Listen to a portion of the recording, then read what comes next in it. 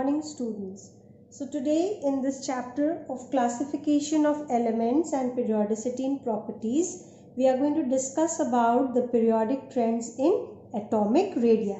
So to begin with atomic radii, firstly let us understand what does atomic radii mean, right? So atomic radii is the distance of the outermost energy shell from the center of the nucleus. This is what you have been studying. What did I tell you? From the center of the nucleus to the outermost shell. The distance from the center of the nucleus to the outermost shell. This is termed as atomic radii. Okay. Then the unit. What is the unit of atomic radii? Nanometer. It could be picometer. It could also be meters, right? So these are the units that you need to remember. But your non-SI unit of atomic radius, that can also be used. Generally that we use is the angstrom. Followed? Now let us understand what we have studied in class 9th and 10th about atomic radii. In 9th and 10th we studied what? That the distance from the center of the nucleus to the electron in the valence shell, right? This is called as atomic radii. But this is now not applicable. Why? Because by now we have learned in the previous chapter of the structure of the atom that electron is found in a form of a wave. So it does not have a definite boundary. An atom does not have a definite boundary. So how can we take out the radius of an atom in its free state? Okay. So we cannot take the radius of an atom in its free state. So now we study the atomic radii of an element in its bonded state, right? Or we can say interaction state, but not in its free state. Thus, in the bonded state,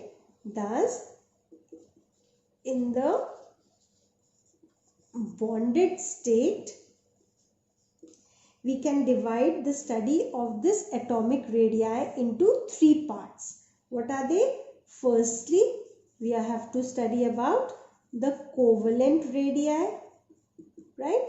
Secondly, we need to study about the van der Waals radii, and thirdly, we need to study about the metallic radii. Clear? So let us begin with the first one, that is the covalent radii. Now what do we understand by covalent radii?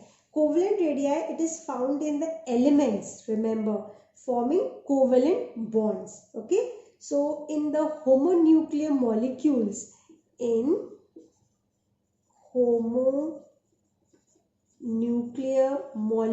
now when I say homonuclear molecules, what am I talking about? I am talking about hydrogen, oxygen, etc. Okay, these are termed as homonuclear molecules. Radii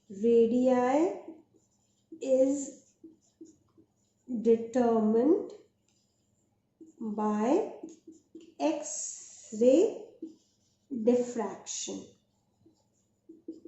Okay.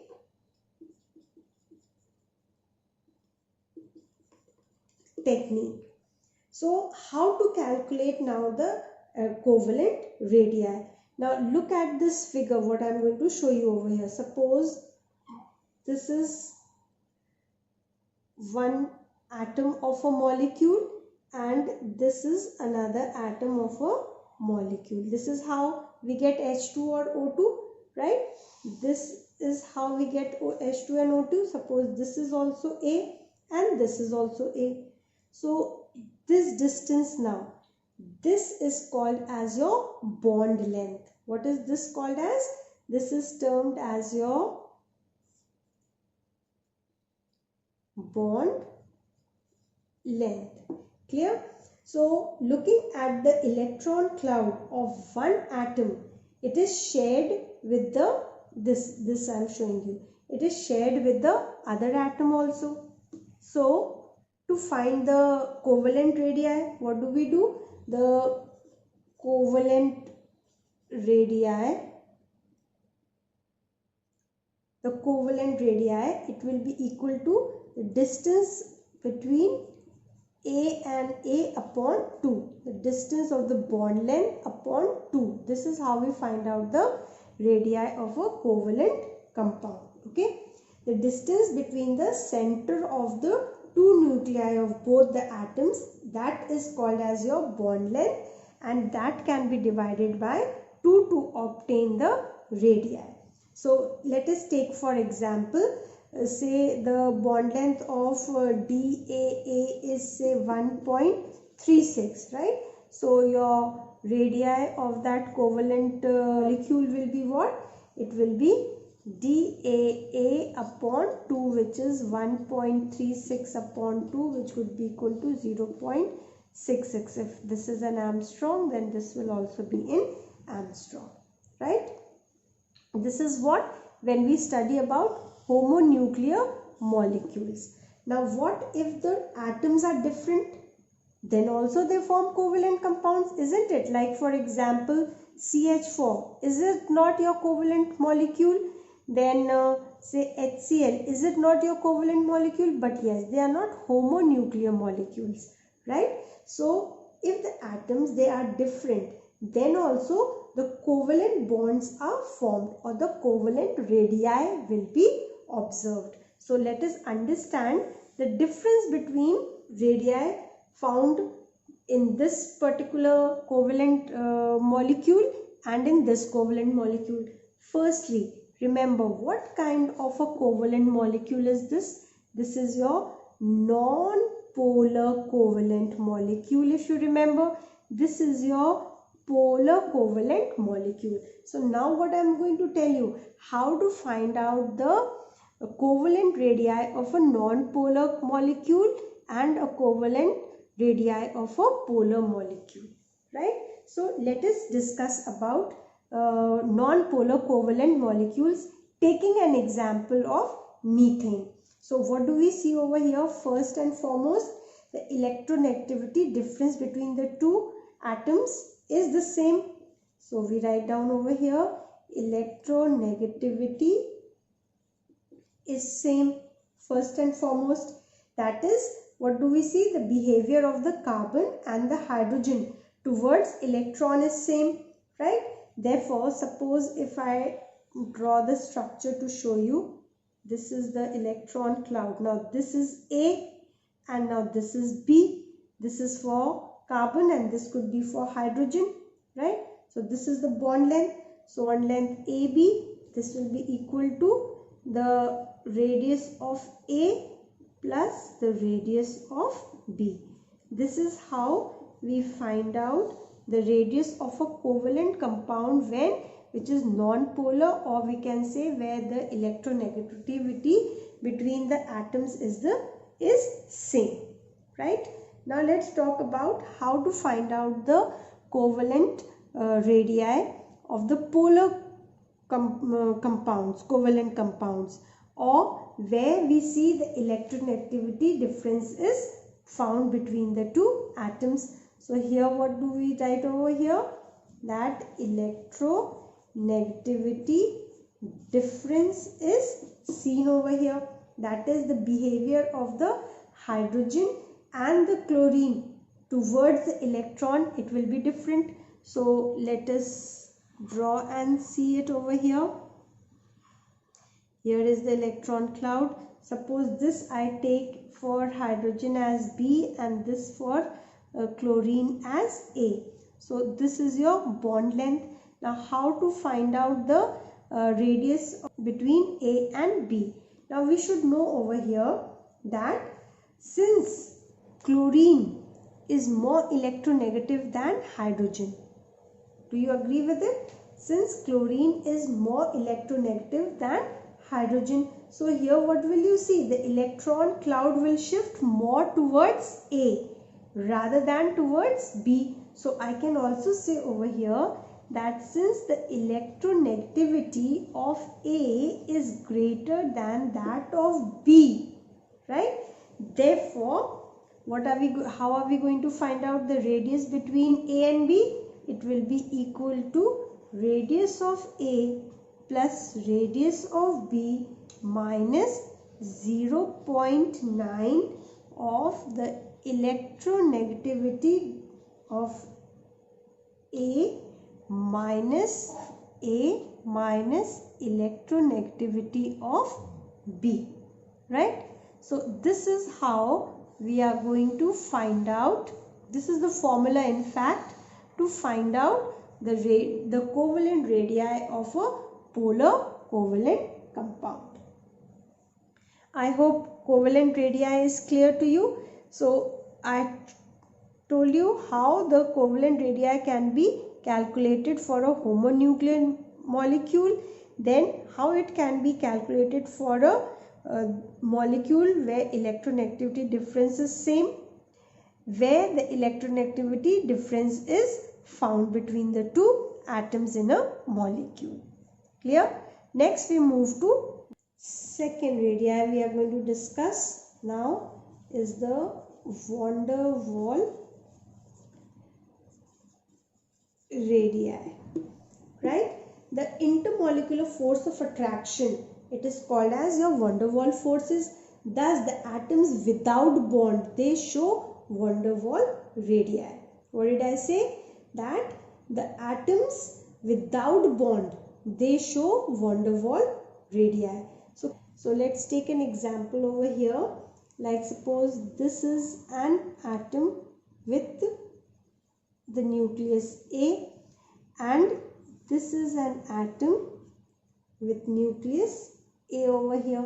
But what did I say? There is no bond between the two, right? The distance between the center of the two molecules, it can be divided by 2 to find out the van der Waals radii. So over here, this is your bond length, or you may say this is the distance between the nucleus of the two atoms where there is no bond, no electron cloud found between them, right? So in that case, how do we find out the radii? Radii of the van der Waals is equal to the distance between the two, daa upon 2. This is how we find out the radii of this, right? Closest approach of the two molecules, that is the two molecules that cannot come closer than this much without any bond formation. If we bring them closer, what will happen? They will show repulsion. They will repel from each other. I hope this is very clear. So mostly they are found in the inert gases. Why so? As they do not react with any other element. So no bond formation is seen over there. So what kind of radii do they show? They show van der Waals radii. Thus we can say over here that the radius of van der Waals, remember, van der Waals will always be more than the radius of the covalent compounds.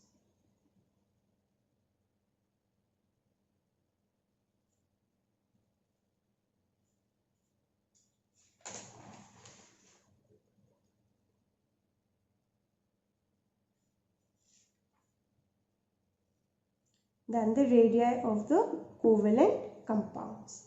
Clear? I hope this van der Waals is also very clear to you. Then next we come to the third kind, that is the metallic radii. So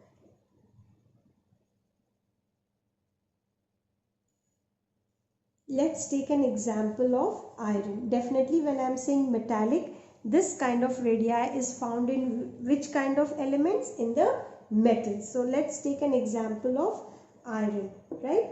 Iron metals, they are surrounded by what? Electrons. That is, electrons, they are free to revolve around and they attract the nucleus of the neighboring atoms also. Like for example, if I show you a 3D effect of the electrons over here.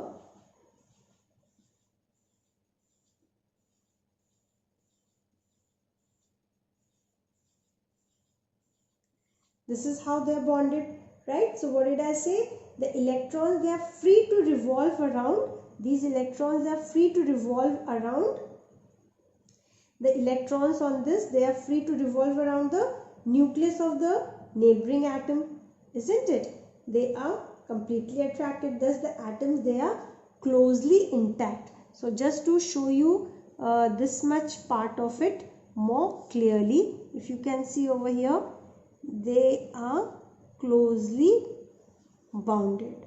Okay, they are closely bounded and they can be easily attracted to one another.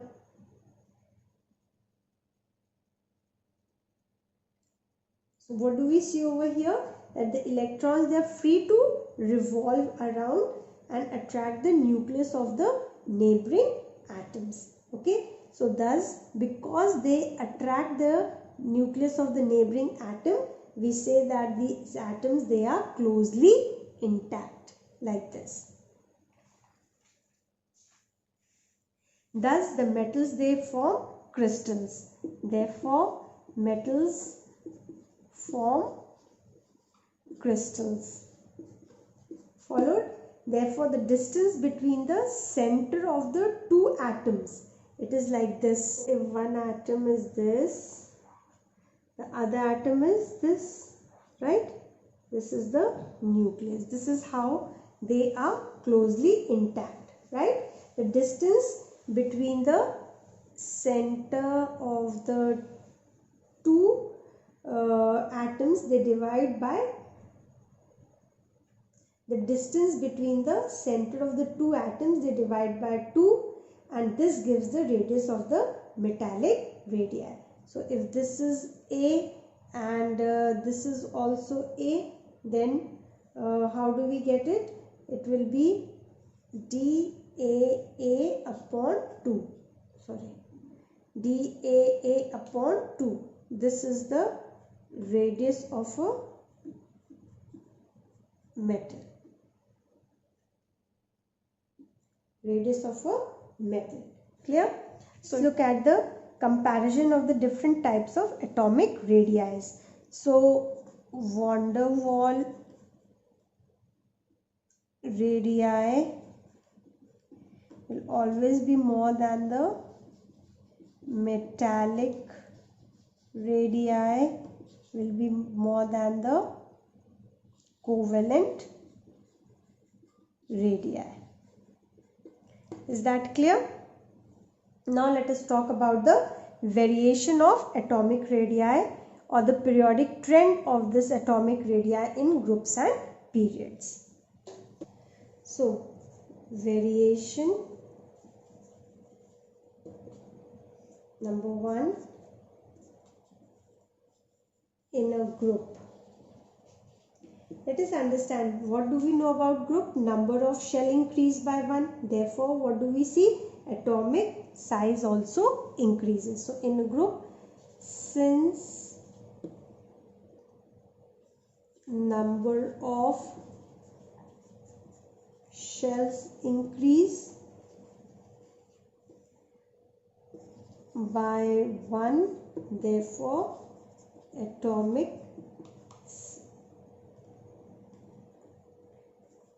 radii increases, hence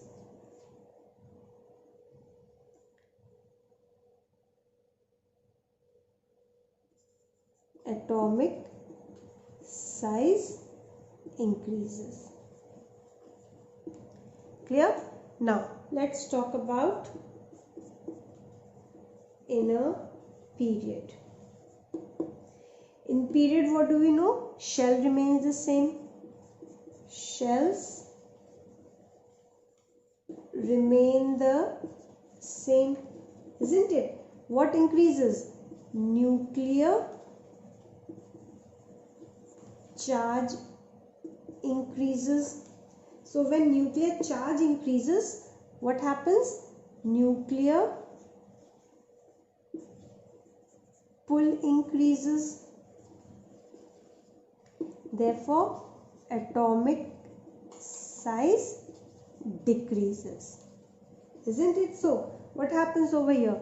The nuclear pull increases when the nuclear charge is increasing. Hence, the atomic size is going to decrease. Why all this happens? Because the shell remains the same, but the number of electrons and protons are increasing. So, let us take an example over here of period 2. That is lithium, beryllium, boron, carbon, nitrogen, oxygen, fluorine and neon.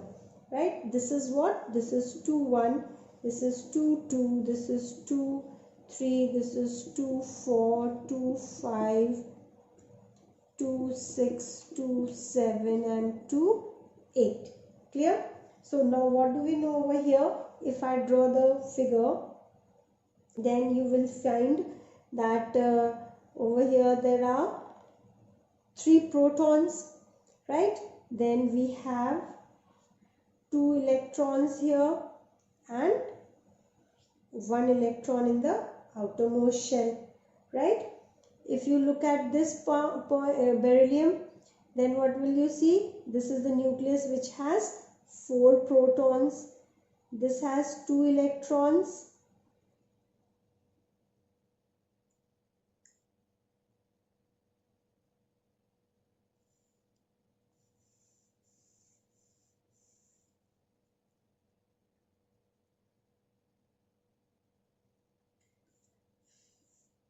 So let us look at the structure of it.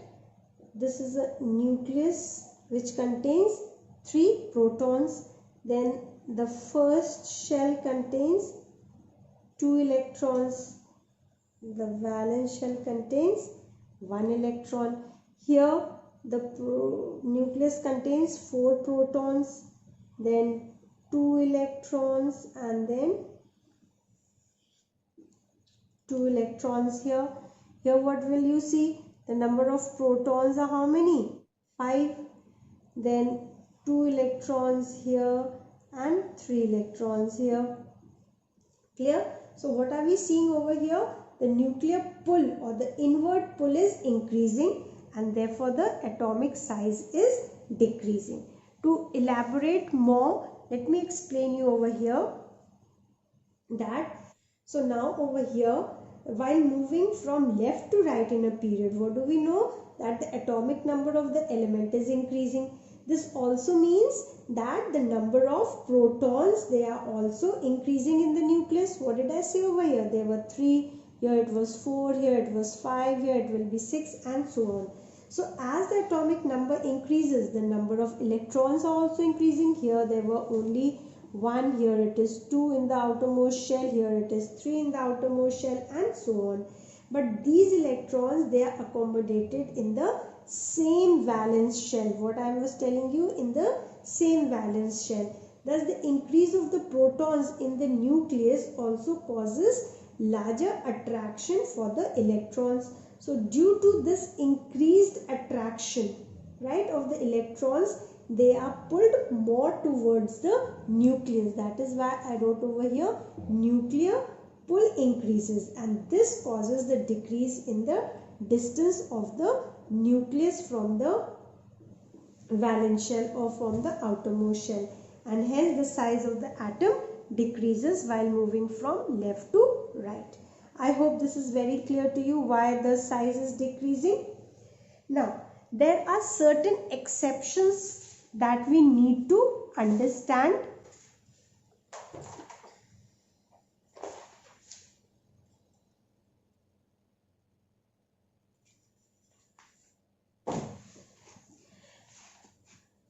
Now, there are certain exceptions that we need to understand in the variation of the atomic radii, right?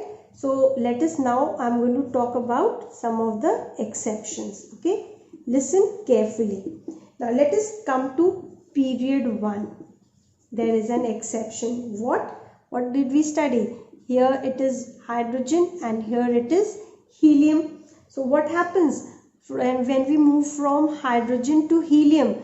We have studied, as I said just now, as we move from left to right, the atomic size should decrease. So atomic size should decrease this way, isn't it so? But no, atomic size does not decrease. Why so? Over here you will see the atomic size of helium is greater than that of hydrogen.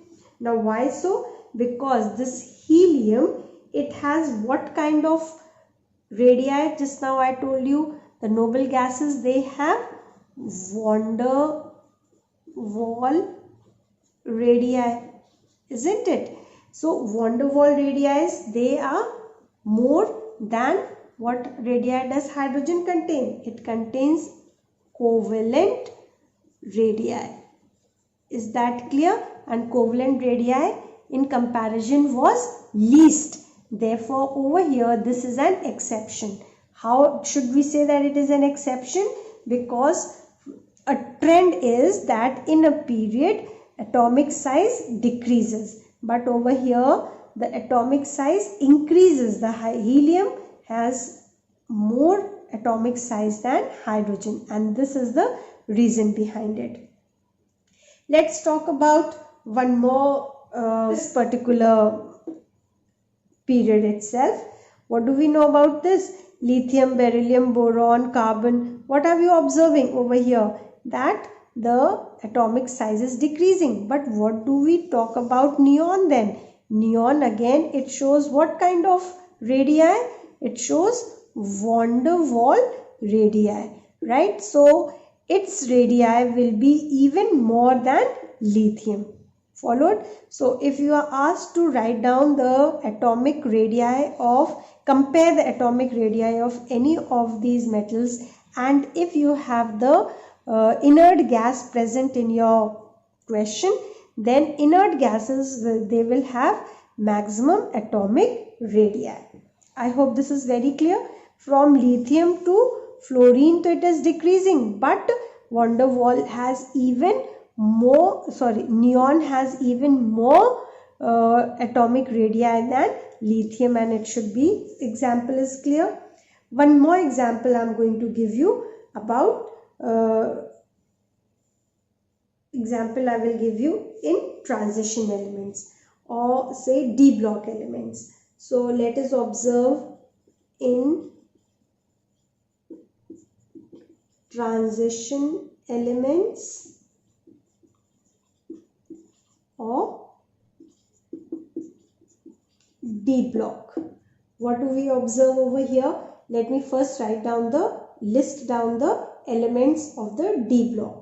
Let us take this period of scandium, then titanium, vanadium, chromium, manganese, iron, cobalt, nickel, copper and zinc. Let us talk about this transition element where we do not have the inert gas, right? So now we are going to check over here the atomic radii. So what are we going to see over here? That as atomic number is increasing, what is happening? The protons are also increasing, right? Zinc. Now let us write down the atomic numbers. This is 21, 22, 23, 24, 25, 26, 7, 28, 29 and 30. Now what do we see over here? If I do the configuration, then I will write over here for few of them, say D3D1 4s2. This is what? 3d2 4s2. This is 3d3 4s2 and so on. Okay. Now do you remember chromium? Do you remember copper? What we had studied earlier. So all the theories you have to keep in mind. So what do we see over here? as the atomic number is increasing, what happens? The number of protons are also increasing, nuclear charge is also increasing. Since nuclear charge is increasing, therefore nuclear pull is also increasing, and since nuclear pull is increasing, therefore the atomic size should decrease. But here there is a certain variation. What is the variation is what I am going to tell you. From scandium to vanadium, we find decrease in atomic size. Okay, decrease in atomic radii, right? Then from chromium to cobalt, we find no change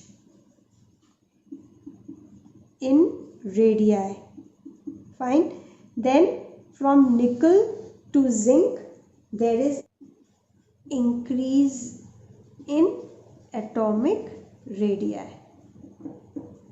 Okay, what did I tell you? From scandium till vanadium, we find there is decrease in atomic radii, but this atomic radii becomes constant from where? From chromium till cobalt, and then from nickel to zinc again there is increase in radii. So if we draw a graph, what do we see? What do we see? First, there is decrease in the atomic radii, then there is constant atomic radii, then there is increase in atomic radii. So this kind of a graph somewhat is formed if we draw it for it.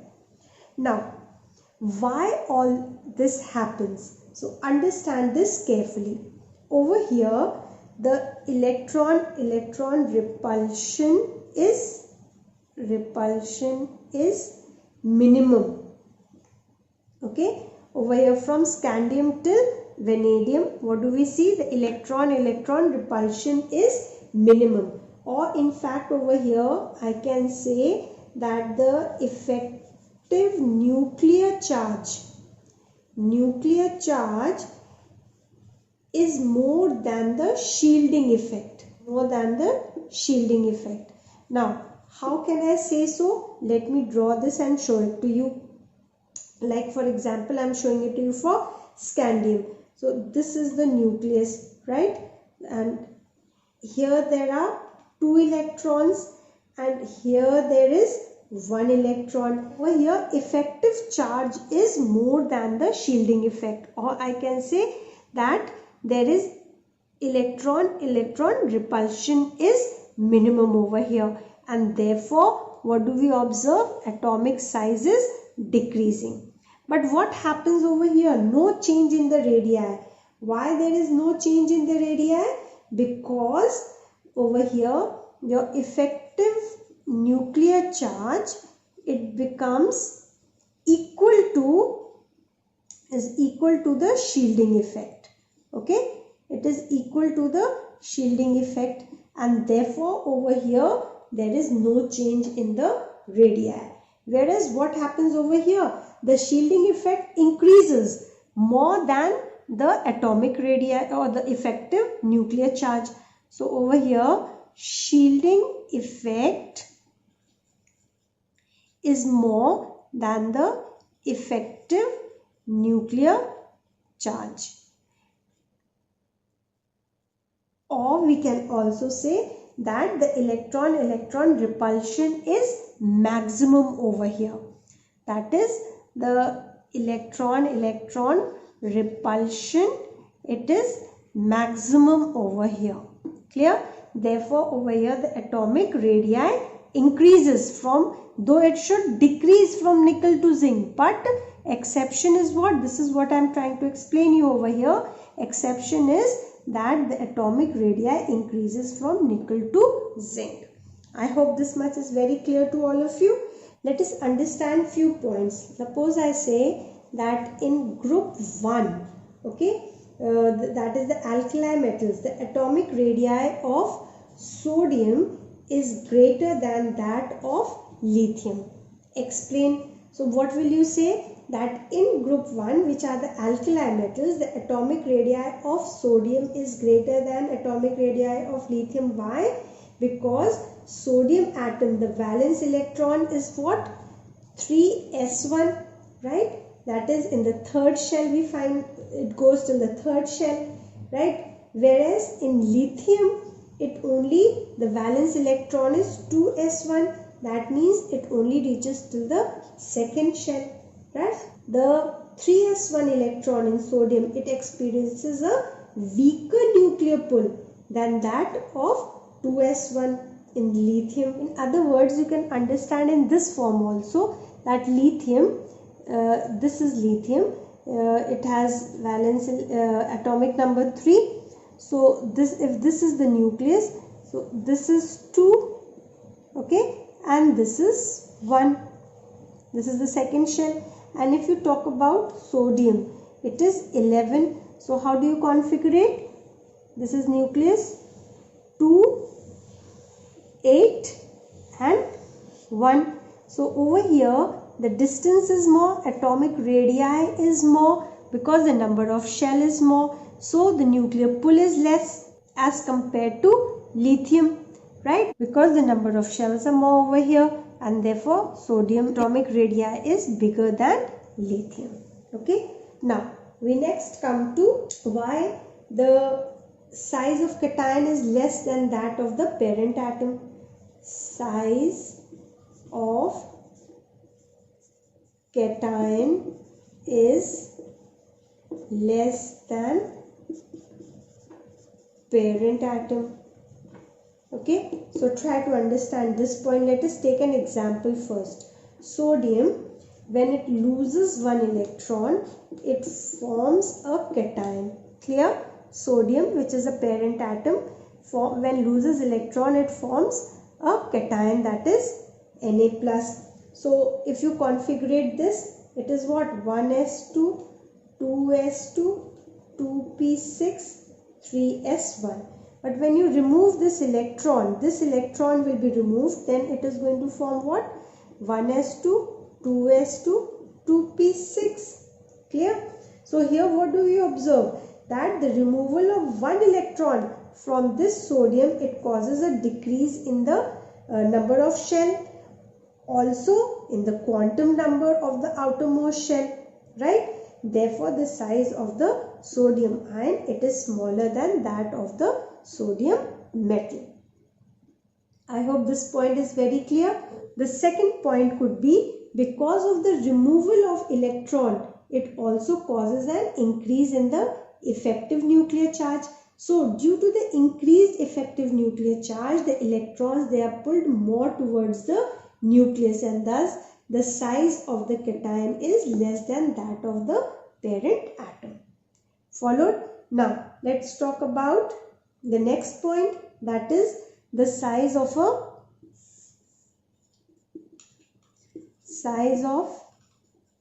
anion is bigger than the parent atom.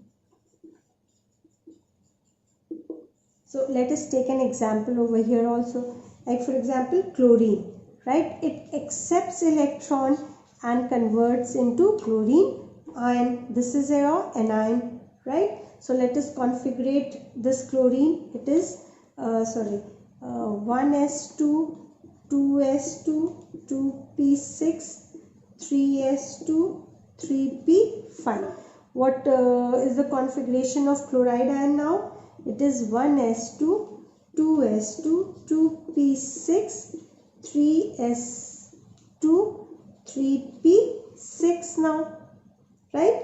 So what has happened? An anion is formed by the addition of one electron or even more electrons to the valence shell of the atom. So the addition of this electron to the valence shell, it always causes decrease in the effective nuclear charge.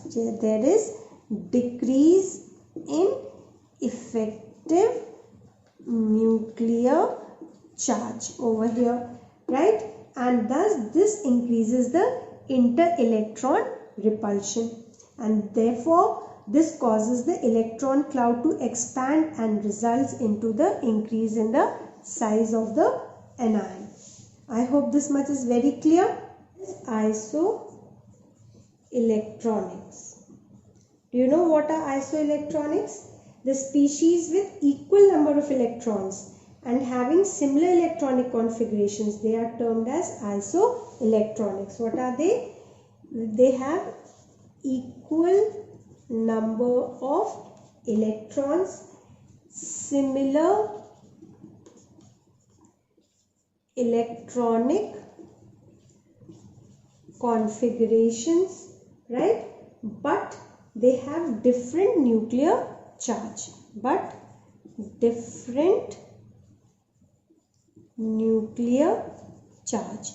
Then they are termed as what? Isoelectronics. Let's take an example over here. For example, oxygen ion we talk about and chlorine ion we talk about. What are these two? These are isoelectronics. There are 10 electrons in oxygen ion also, and 8 is the charge over it. But for chlorine, there are 10 electrons and the nuclear charge over it is +9. So what did we study over here? There are equal number of electrons. Electrons are same, but the nuclear charge is different. Followed? Therefore, they are termed as isoelectronics.